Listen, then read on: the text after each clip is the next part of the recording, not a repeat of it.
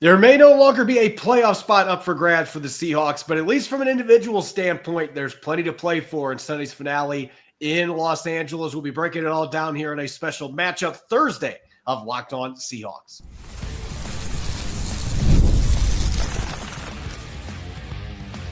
You are Locked On Seahawks, your daily Seattle Seahawks podcast, part of the Locked On Podcast Network, your team every day. Greetings, 12. This is Corbin Smith, host of the Locked On Seahawks podcast, your daily Seahawks podcast, part of the Locked On Podcast Network, your team every day. Glad to be linking back up with my co-host in crime, Rob Rang, and a special thanks to all the 12s out there, whether you're listening from Mill Creek, Washington, or Butte, Montana. We greatly appreciate each and every one of you for tuning in and making Locked On Seahawks your first listen 5 days. The Seahawks will be looking to close out their 2024 season in winning fashion when they travel to LA to face the Rams at SoFi Stadium. We're going to have our final matchup Thursday. It's really the only matchup Thursday we've had this year, but our final matchup segments will be diving into which matchups to watch as the Seahawks battle many of the Rams backups in this Week 18 contest. Let's get to it. Now for your lead story here on our Matchup Thursday edition of Locked On Seahawks. The Seahawks were eliminated on Sunday night from the playoffs with the Commanders coming back and beating the Falcons in overtime. That made it impossible for Seattle to have any chance to win the NFC West, and it ended up taking a game that looked like it was potentially going to be an NFC West title game against the Rams this weekend and turned it into an irrelevant contest, at least in the standings. But as Mike McDonald was asked about yesterday, that doesn't mean that there isn't plenty to play for, including from an individual standpoint with a number of players that have a chance to hit either career highs or franchise records in Sunday's game. Take a listen.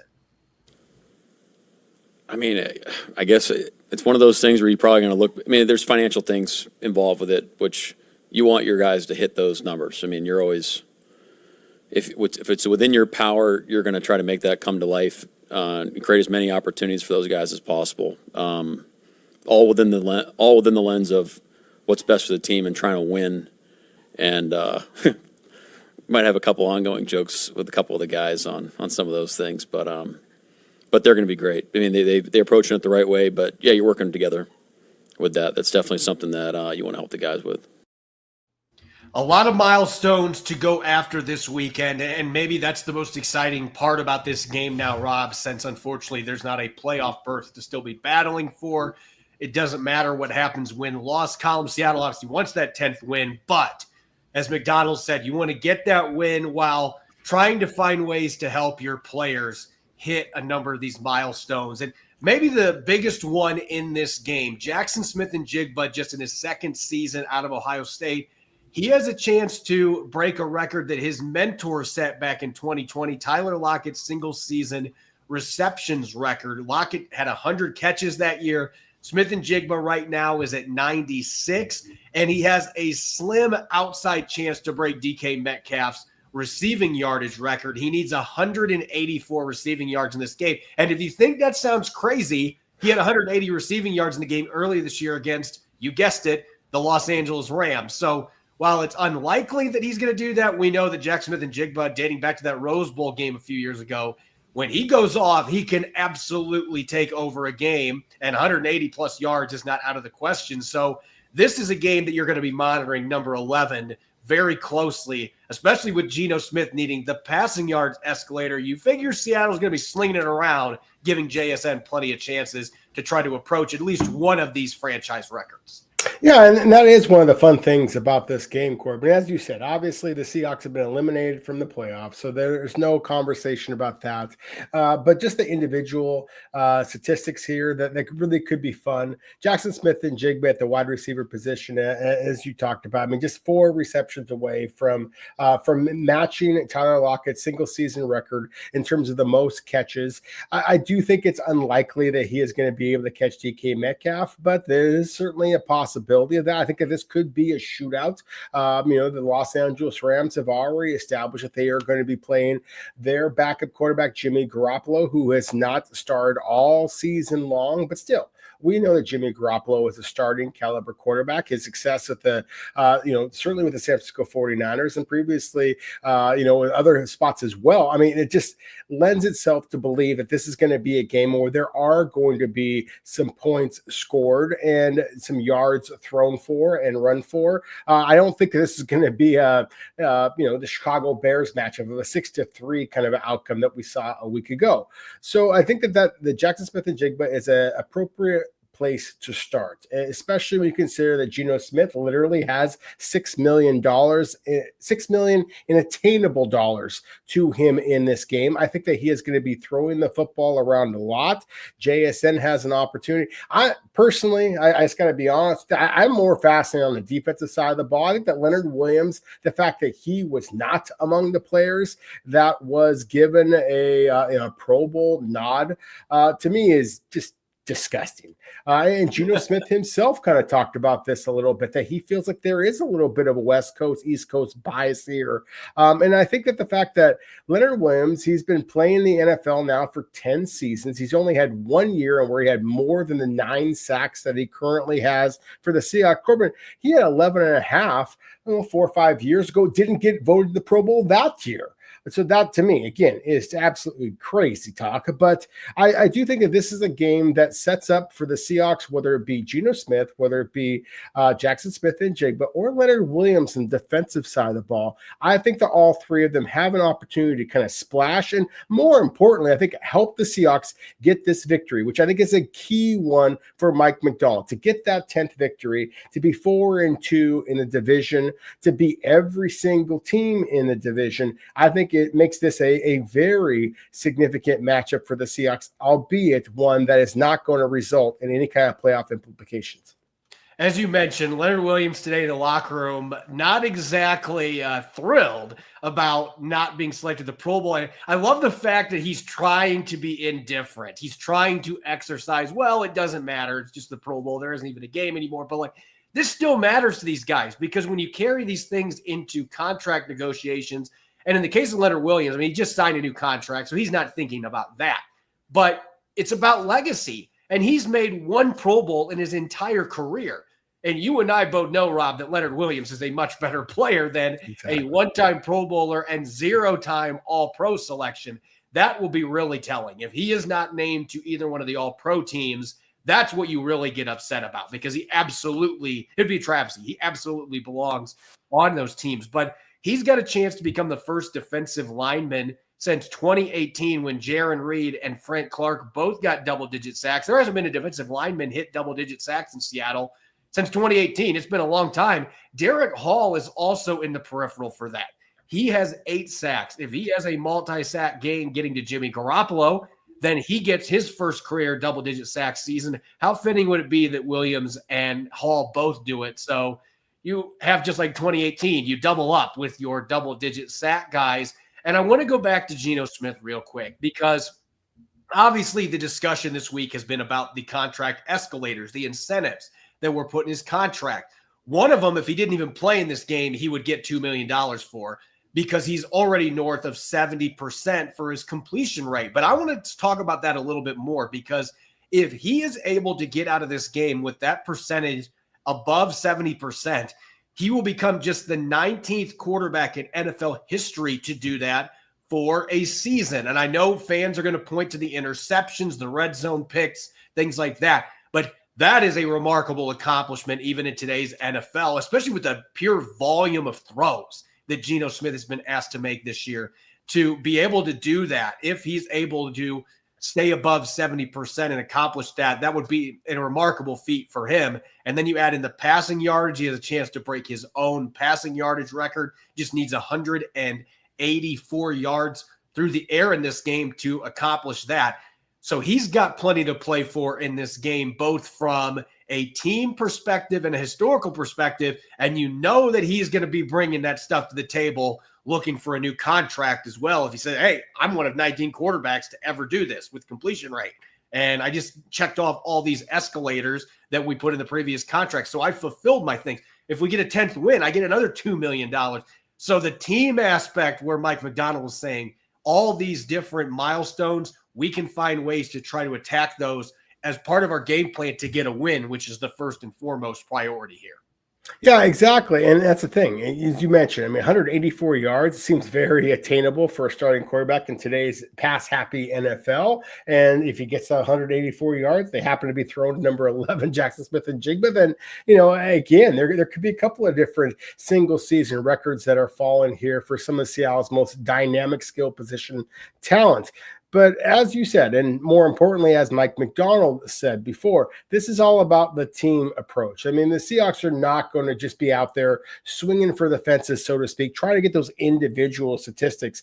If it works in their favor to get Geno Smith those statistics, or JSN those statistics, Zach Charbonnet to be able to eclipse Kenneth Walker III as Seattle's most productive rusher this year, all of those things would be wonderful little cherries on top of the cake that could be in 2025. That is, again, Seattle getting to double-digit victories. And to me, that is the focus here. But again, let's kind of acknowledge the fact with Geno Smith just for a moment. Corbin, as we've talked about, I mean, Ryan Grubb as the play caller for the Seahawks definitely has had, more bumps along the road than I think that some of us anticipate, given the skill position talent that this club has. There's no question that Seattle's offensive line troubles have, basically derailed this season, as unfortunately they have too many seasons in the past. The fact that Geno Smith has overcome those and still is one of 19 quarterbacks potentially to complete over 70% of his passes, I think it's a testament, to Ryan Grubbs is a better play caller than some out there might suggest. And then number two, most importantly, I kind of buried the lead here with this, but Geno Smith's precision. I mean, you say what you will about his ability to read defenses at the line of scrimmage. Again, Ryan Grubb's play calling. Geno Smith can absolutely spin the football. And that is one of the real takeaways, I think, of this season. If you want to, throw out the reasons why Seattle struggled this year, I think you have to acknowledge that Geno Smith threw some of the prettiest passes that anybody has seen in all of the NFL. And that's one of the biggest reasons why this past season or this current season, I guess, ending here in just a couple of days, has been one of the more entertaining seasons that we've seen in a long time from Seahawks football. When we come back, we have one more game to cover. It might not matter in the standings, but Rams Seahawks round 2. We're going to get to our key matchups to watch. We're going to start with the Seahawks on the defensive side of the ball, going against a bunch of backups for the Rams. That's coming up next year on our Thursday edition of Locked On Seahawks. Did Rocket Money help you find any subscriptions you forgot about or that you thought you were paying for twice? It has definitely happened for me. I've had several subscriptions I didn't even realize I was still paying for. And thanks to Rocket Money, I've been able to track them down and get rid of them. It's like having a personal assistant to your finances. Rocket Money is a personal finance app that helps you find and cancel those unwanted subscriptions. You can monitor your savings, and it helps lower your bills so you can grow your savings. It brings everything together in one place, whether it's subscriptions, your spending habits, or even the goals you want to hit this year. Rocket Money has over 5 million users and has saved a total of $500 million in canceled subscriptions, saving members up to $740 a year when using all the app's premium features. For me, the best feature is the subscription tracker. I've used it to cancel multiple services I wasn't using anymore, and I've already saved a ton of money. Plus, with their goals feature, I've been able to automatically set aside money for future years. No more stressing about budgeting every month. Cancel your unwanted subscriptions and reach your financial goals faster with Rocket Money. Go to rocketmoney.com/lockedon today. That's rocketmoney.com/lockedon. rocketmoney.com/lockedon. Welcome back to Crossover Thursday here on the Locked On Seahawks podcast. This is your host, Corbin Smith. Glad to be joined as always by my co-host in crime, Rob Rang. And a special thanks to all the 12s who are listening in. And thanks as always for making Locked On Seahawks your first listen 5 days a week. In the case of today, twice a day. Trying to come back from the mountains on New Year's Day yesterday. The snow decided not to cooperate. So hence no episode yesterday. We have a special edition special edition matchup Thursday here. And Rob, we're going to take a close look because there's going to be some players we talk about that maybe normally would not play a lot of snaps for the Rams, but they're going to be resting their starters. So it creates some intrigue going into this last game. And want to start with the Seahawks linebackers going up against the Rams running backs. I do not expect Kyron Williams is going to play at all in this game. Running backs especially, you're going to put him in bubble wrap and make sure he's ready for the wild card round. That means that you're going to get an extended dose of Blake Corum, who hasn't had a great rookie season, hasn't had a lot of opportunities. But if you watched Michigan win the national title last year, you should know who Blake Corum is. Short, compact, powerful runner that can throw guys off him, breaks a lot of tackles, underrated explosiveness. He just hasn't gotten a lot of chances to tote the rock this year. That is the type of backup running back that in a game like this can will his team to a win, even if the Seahawks are the ones that are playing their starters. Yeah, that's the thing, is that you'd like to think from a Seahawks perspective that with the Los Angeles Rams acknowledging that they are not going to be playing their starters. And so Matthew Stafford, Kyron Williams, maybe Puka Nacua or Cooper Kupp, that there is going to be some interesting conversations about who Sean McVay is going to be starting. And I think that's a fascinating conversation just before we even get down to these individual matchups. Just the decision to rest your starters. How do you talk to an entire locker room and say, these are the special players, these are the guys we're going to save, but the rest of you, get your butts out there on the field. Let's play a little bit of football. If you happen to suffer an injury, the rest of our team's going to be able to, handle that. We can't handle the loss of these guys. I think it's a fascinating decision by Sean McVay. It's something that he's had a great deal of success with. I give McVay a great deal of credit, but some of the other coaches out there, I think, have would have some problems with this decision. And I think it makes for a fascinating matchup. Let's kind of shift over, as you said, to Blake Corum. Corbin, when I went to the Los Angeles Rams training camp over this summer, I was really, really impressed by Blake Corum.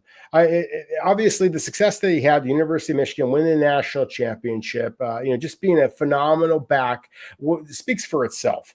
At 5'9", 215 pounds, he is an absolute bowling ball. He is very similar to Kyron Williams, who had 14 of the 15 rushing touchdowns that the LA Rams had this season. The other one wasn't Blake Corum. It was Puka Nacua. So again, Blake Corum, for all the success that he had at Michigan, he hasn't rushed for a single rushing touchdown in the NFL so far this season. But I think this is an absolute star in the making. As I mentioned, when I went to training camp and watched this young man, his ability to bounce off of contact, his ability to catch the ball out of the backfield, it just looked like the second coming of Kyron Williams. So I really do think that the Rams, unfortunately for Seahawks fans, the Rams are not missing much when they decide to basically put Kyron Williams on the side and put Blake Corum here. The Seahawks linebackers, Ernest Jones and Tyrese Knight, have played unbelievable football for the Hawks so far this season. But at the same time, they had better, pinch up their chin straps, because this is going to be a big physical football game against Blake Corum, who I think is an absolute star in the making for the LA Rams. When I look at this matchup, especially considering the uncertainty, we don't know which backups are going to be playing. We don't know which starters are going to be out of the game. We're not going to know that till we get to the game on Sunday. But I would say that Joe Noteboom is going to be starting at right tackle. I don't see any way that the Rams are going to be chucking their starter back into the lineup for this game after missing last week against the Arizona Cardinals. And Noteboom, you could make an argument that he was one of the reasons that the Cardinals were able to make that game really interesting, because they got a lot of pressure on Matthew Stafford coming from that side. And Noteboom has only played in 3 games this year. He's been dealing with injuries all season, but he gave up a couple sacks in that game. He was giving up pressure constantly. He's got issues with penalties. If I'm Derek Hall and Boye Mafe and Uchenna Nwosu, I'm looking at this saying, this is a great opportunity for me to be able to pin my ears back against a guy that is more of a guard than a tackle, at least from the way that he moves. I can take advantage of that and get after Jimmy Garoppolo, who historically has had issues when he has pressure in his face. That's one of the reasons that he's not a starter at this point in his career. He's also gotten banged up quite a bit by getting hit frequently. So I look at that as a matchup that favors the Seahawks heavily in this one, with Joe Noteboom being the starter there. And if Alaric Jackson plays on the other side, Alaric Jackson's serviceable, but not a great starter by any means. It feels like the edge rushers could be a huge difference maker in this one. for the Seahawks. Yeah, and I love the fact that you mentioned this matchup. I really do think that this is one that sets itself up well for the Seahawks. Whether it be Jaxon, haven't seen is the other right tackle who has started a lot of games for the Rams. No Boom, of course, as well. I think that all three of them are better run blockers than are pass protectors. So yeah, if you're a Derek Hall who's looking for those 8, who has 8 sacks, looking for those 10. If you are Boye Mafe, right, nipping there on the heels of him. Again, then Uchenna Nwosu coming back to kind of his LA roots. I think that this is a matchup that Seattle should be able to create some pressure on the outside. We talked about so many times some of the quarterbacks that the Seahawks have faced have been scramblers. Jimmy Garoppolo is not that. He's perhaps a little bit more mobile than Matthew Stafford is, but he's not as accurate on the move, as creative, improvisational as Matthew Stafford is. It certainly doesn't have the accuracy that he has. So again, if Seattle is able to create some pressure off of the edge, I do think that this is a matchup they should be able to exploit. And speaking of Garoppolo, because it is a big name backup quarterback who has started a lot of games, he has started a Super Bowl previously for the 49ers. When you got a big name like that is playing in his first snaps this year, I mean, he doesn't have a single statistic this season. Matthew Stafford has taken every snap on offense, but this is a familiar face for Seahawks fans. Garoppolo has had a tendency in the past to be a little bit more of a gunslinger at times. He will take his chances, and he is probably going to be throwing to a receiver core that doesn't have Cooper Kupp and Puka Nacua to catch passes from him. Now, maybe Nacua starts. I don't know if they're going to do that in this game. They did last year in the season finale. But I would anticipate you're going to be seeing Tutu Atwell out there and some of the other secondary receivers that the Rams are going to be bringing into this game. Those are the guys that he's going to be throwing to. I'm looking at the safeties, Julian Love and Kobe Bryant, who both have the ability to pick off passes. They can be ball hawks. This could be a game where a rusty Jimmy Garoppolo throwing to backup receivers, you might get your chance to jump in front of a few passes and get some picks. So I'm looking at this as another matchup that could be advantageous for the Seahawks with their starters playing against a backup quarterback who, while he has a lot of experience, has not played at all this year. Yeah, exactly. And so all the more reason why Seattle should be able to exploit. Again, if you get a little bit of pass rush on the outside, I think that's going to force Jimmy Garoppolo to kind of, quicken up his delivery. I think that the LA Rams tight ends could be a factor in this game. Again, I think that Garoppolo has shown a tendency to just kind of pepper his backs with quick little throws out of the backfield. So again, as we talked about before, Blake Corum could very much be in play.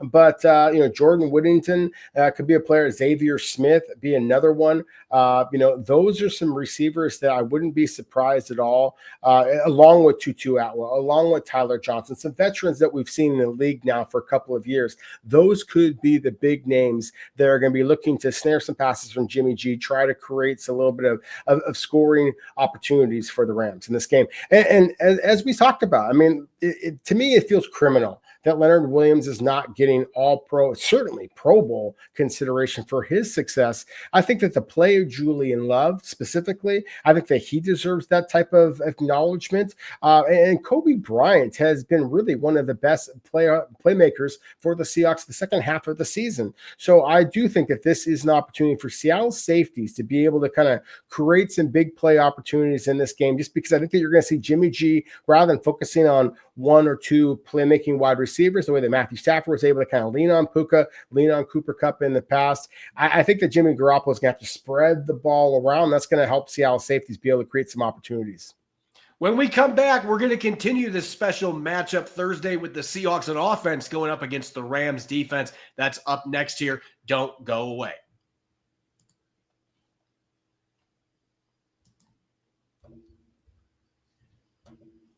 Welcome back to Matchup Thursday here on the Locked On Seahawks podcast. I'm your host, Corbin Smith. A special thanks to all the 12s who are listening in. My co-host in crime, Rob Rang, and I greatly appreciate each and every one of you. Let's continue this Matchup Thursday episode, and obviously a lot of new faces that the Seahawks are going to be facing off against. With this being a meaningless game in the standings, the Rams are going to bench a lot of their starters to keep them rested for the playoffs next week. A lot of new faces that's going to be on defense as well. Rob, when you look at this matchup, Seattle's obviously going to be playing most, if not all, their key players on offense. They're looking to finish the season strong. What's a matchup that jumps out to you going into this game against a defense that's going to be mixing in some different players from a Seahawks perspective? To me, what it comes down to, as it's come down to all year long, is Seattle's ability at the line of scrimmage. And really, it's one of the areas in which I've got to give Sean McVay, LA Rams head coach, and Les Snead, the LA Rams general manager, an awful lot of credit. And it's one of the things that I'm concerned about with the Seahawks moving forward. Obviously, Seattle used their first-round selection on Byron Murphy II.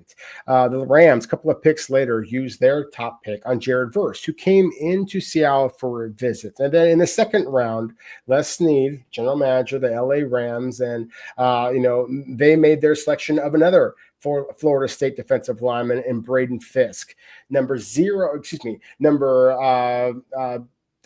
When it comes to, I lost my spot there, for Braden Fisk, number 55, and then with Jared Verse, the first round selection for them. They've been absolutely spectacular for the Rams so far this season. Jared Verse being number 8. Sorry about that. Anyways, number 8 and number 0. Corbin, when the Aaron Donald retired a year ago for the Rams, I think there was a huge exhalation. That's what I was trying to show a couple of moments ago, is that big exhale. Okay, the Rams no longer have arguably the best defensive tackle in all of NFL history, and Aaron Donald is now gone.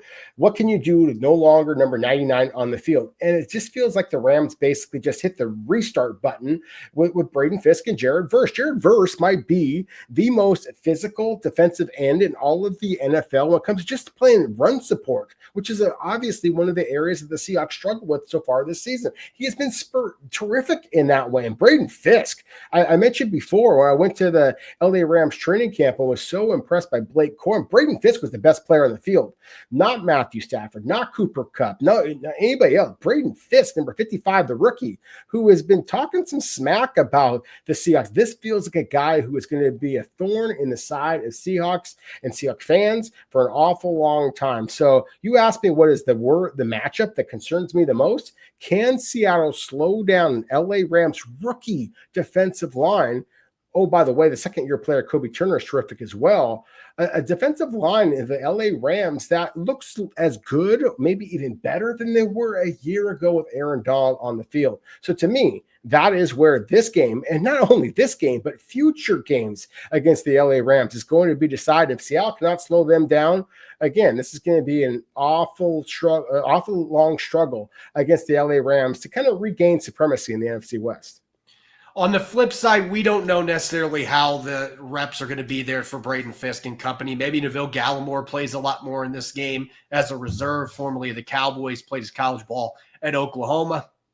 Either way, you are going to need to protect your quarterback, and you're going to need to open up the run game. I know that this is getting to the point now. It's week 18, 12s. I promise I won't be talking about this anymore from a game perspective soon.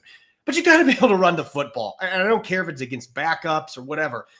They've got to be able to get that ground game going. And Zach Charbonnet, Kenny McIntosh, I've been really impressed by Kenny McIntosh the last couple of games. I think he's doing a great job of hitting the hole hard. He's being decisive. He's not messing around. If there's 3 yards to get, he's getting 3 yards.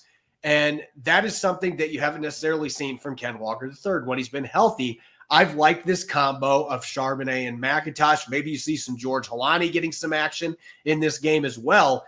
But the Rams, if there's a weak point in their defense, linebacker still stands out. And if they end up rotating second and third stringers up front, you ought to be able to create some push and get some running lanes for these guys, for Charbonnet and McIntosh, to finish the season strong. And Ryan Grubb has got to be willing to run the football, which has been one of the battles this year, just getting in those pass-happy situations.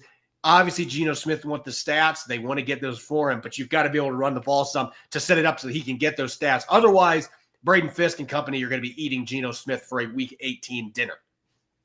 Yeah, and that could be the case because, this is a very similar matchup we talked about when the Seahawks faced the Rams, a month and a half ago, Corbin. I mean, the Rams are feasting with undrafted free agents at the linebacker position. Their leading tackler is Christian Roseboom, who has been terrific this season.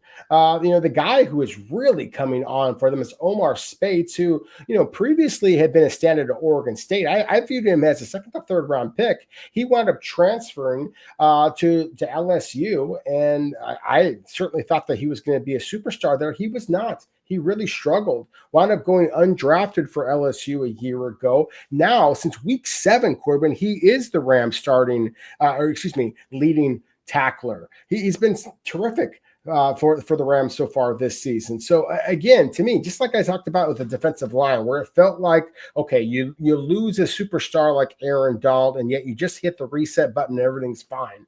The Rams over the last couple of years, of course, lost a guy named Ernest Jones. They lost a guy named Bobby Wagner. And now Omar Speights and Christian Roseboom are creating just as many tackles at the line and behind the line as those, all-pro caliber linebackers before them, drafted earlier, had the type of success that they had before them, and yet these undrafted rookies are still having that type of success. So I think this is, again, another fascinating matchup. Can Seattle control the line of scrimmage? Can their running backs? I expect to see Zach Charbonnet get the bulk of the carries. Like you, I have been very impressed by Kenny McIntosh so far. Like you, I would love to see George Halani get a few opportunities this game. We know that Kenneth Walker III has been placed on IR, so he is not going to be playing in this football game. Can Seattle show enough speed to be able to beat these linebackers who average 4.75 in the 40-yard dash when they were coming out? Can they be able to create a little bit of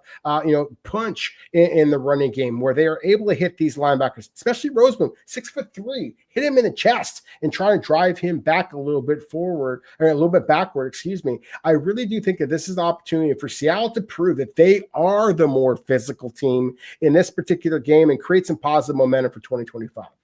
And of course, you've got the flashy players on the outside. We talked about what JSN is playing for in this game. Tyler Lockett, it could be the last game in a Seahawks uniform for him. DK Metcalf is in striking distance to get to 1,000 yards for the 4th time in his career.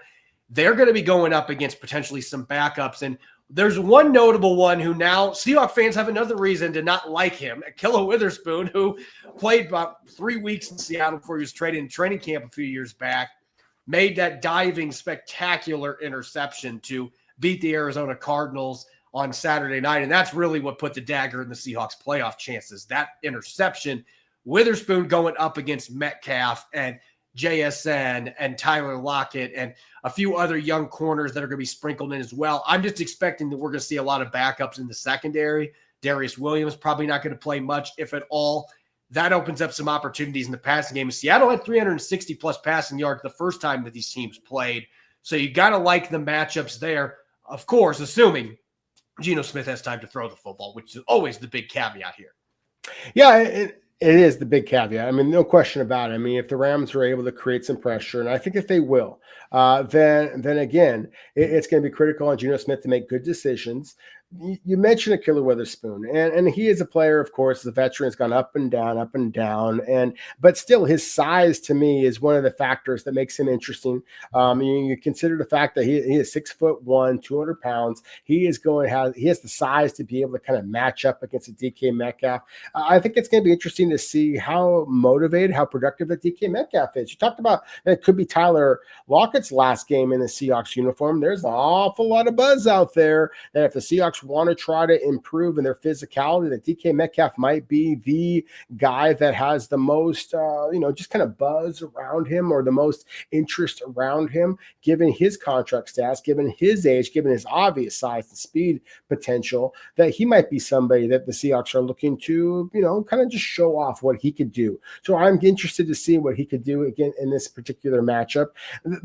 The Rams' other corners are interesting. Kobe Durant, 5'10", Darius Williams, 5'10", or maybe even shorter than that. They're small, quick guys. So a guy like Jaxon Smith-Njigba, as we talked about in the very opening of the show, Corbin, I feel like he is the best bet. If you were a betting person, I think he is the best bet of the Seahawks to kind of accomplish those personal records that we were kind of acknowledging at least a little bit earlier in the show. I think he's got a kind of a tasty matchup in this football game.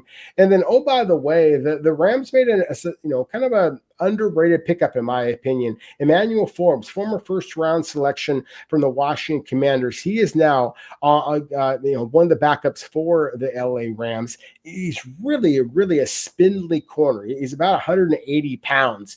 And so, again, I think that could be a matchup where a guy like a DK Metcalf, perhaps even a Jake Bobo or Cody White, some of Seattle's bigger receivers, maybe even Derek Young gets onto the field. But a bigger receiver should be able to kind of post him up a little bit and create some big play opportunities down the field. So, again, this is a tasty matchup from some ways from the Seattle passing perspective, because this is an LA Rams team that if they are unable to get to Geno Smith, he should be able to create some yards, some scoring opportunities against the Rams.